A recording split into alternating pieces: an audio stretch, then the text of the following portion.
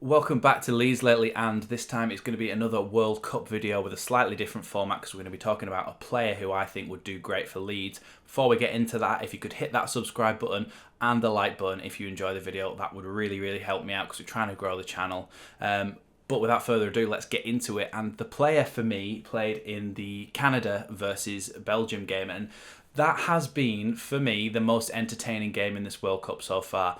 I haven't missed a single game apart from Saudi Arabia versus Argentina, which obviously would have been a great one to see, but I've seen every game so far, and that game to me was the most entertaining. I loved it. I loved how Canada were pressing, how energetic they were, how good they were in transition, counter-attacking. They were brilliant, and they were good at defending as well, actually. And apart from that one moment where the ball went right over the top of everyone, it was terrible defending, actually, in that thing, but that shows, doesn't it? One little lack of concentration, and against a team like Belgium, you can lose that game. But the player in question is actually Tajon Buchanan, who plays his football in the Belgian league for Club Bruges.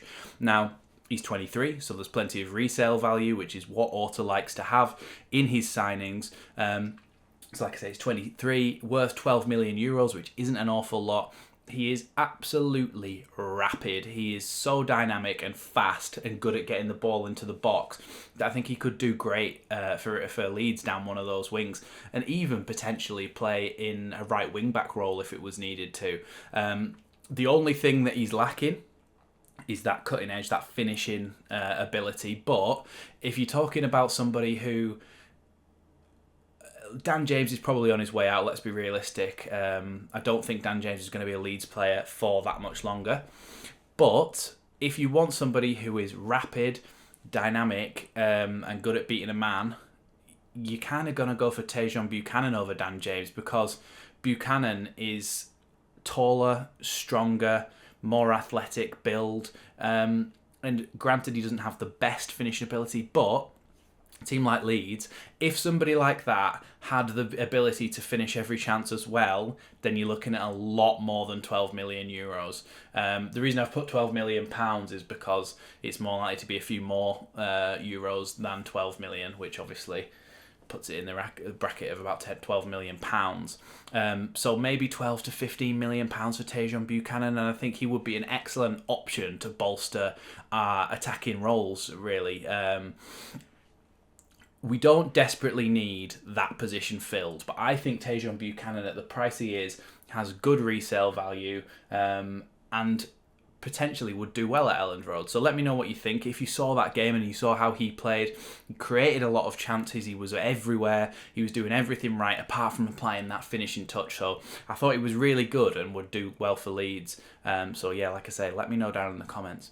The other thing I want to talk about is the left-back situation at Leeds United. Now, obviously, we all know that Junior Firpo hasn't played as well as Victor Orta and Radrizzani and Kinnear thought he was going to play when they brought him in. And hence, we need another left-back. And for me, the fact that we missed out on Romain Perraud, I wanted to mention this a few weeks ago, but I didn't really know how to get it into a video, but as we're talking about it now, Romain Perraud scored an excellent goal in the last game of the season before the break, where he cut inside on his left and put it in the top corner on his right. And I've also seen him score an absolute screamer from distance earlier in the season as well. He's decent defensively and he's good going forward, and I think it's a real shame that we missed out on getting him, because if you remember, we were linked to him. I did a video on it and everything. We were linked to him and I said he would have been a great signing at the time. We missed out on him and it's really disappointing, but the fact that Southampton, and now the other one I wanted to talk about was Brighton, because Pervis Estupiñán, who they signed from Villarreal, the Ecuadorian fullback who's been playing excellent this World Cup, is another example of a team like Brighton, Leeds, and Southampton. Obviously, Leeds bigger in fan base than those teams, but in terms of where we are in the Premier League and our journey, those two are probably actually a little bit further ahead of us in terms of how long they've stayed in the Premier League. So I think that the fact that they are able to get players like Estupiñán and Romain Perraud is it's almost a little bit of a, why can't we do that? And I think we should be able to. I think there is options out there in the summer, not even in the summer, in January actually, because we need that position filled so that we can put Pascal into that left centre back role and we can shore things up at the back a little bit more. So for me, the fact that Pervis Estupiñán is playing so well and did not cost Brighton a lot of money is a sign that we can do business like that and we can actually get a left back that works in there. So that's interesting for me. Last night, England played the USA. Tyler Adams was the best player on the pitch. An absolute steal getting him for £15 million. I'm so happy we did. He's so good. He's absolutely everywhere. He was commanding his team. He's only 23 and he's captaining his national team, the youngest captain at the World Cup. I know I mentioned this last video, but nobody watched that, so I'll mention it again. Youngest captain at the World Cup. Unbelievable performance from him. England, obviously I'm an England fan. It didn't do that well last time when I tried to talk about England, but let's just add this as like a little bit at the end. England, the substitutions for me really annoyed me. The fact that you've got Phil Foden on the bench, one of the most creative and attacking young players England have ever had, and you're not bringing him on in a game like that. I said before half-time, this game needs Jack Grealish and it needs Phil Foden, because those are the two players who, above anything else, you think they can create something out of nothing. They're used to, playing for Man City, playing against a low block. And they're used to having to come up with solutions and create chances against a low block.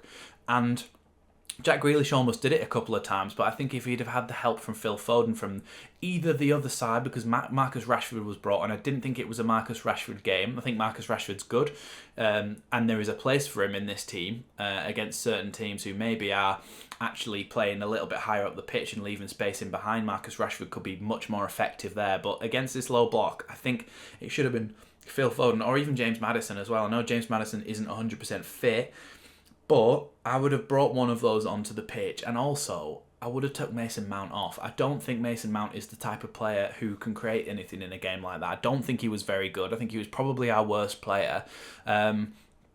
He had that one shot and he didn't do very well with it. It was a pretty easy save for the USA goalkeeper, Matt Turner. So for me, I think the substitutions just needed to be so much better, and it's so frustrating seeing that we weren't able to unlock that game. A lot of people calling for Southgate's head, saying that we should have been winning this game. We drew, we got a point, we're still top of the group. We'd have to lose by 4 goals against Wales to go out, so there's no chance of that happening. If it does happen, feel free to clip this and show me how much of an idiot I am, but I just can't see us going down 4 goals to Wales. So, yeah, England, a pretty good chance of going through still, as long as we even get a draw against Wales. But, like I say, those substitutions were not great for me. If you enjoyed this video and you'd like to see more like this, where I'm talking about young players at the World Cup, players who I potentially think could sign for Leeds, and I'll be looking out, and I have been looking out for left backs, and the only one that's really impressed me was actually Pervis Estupiñán for Ecuador.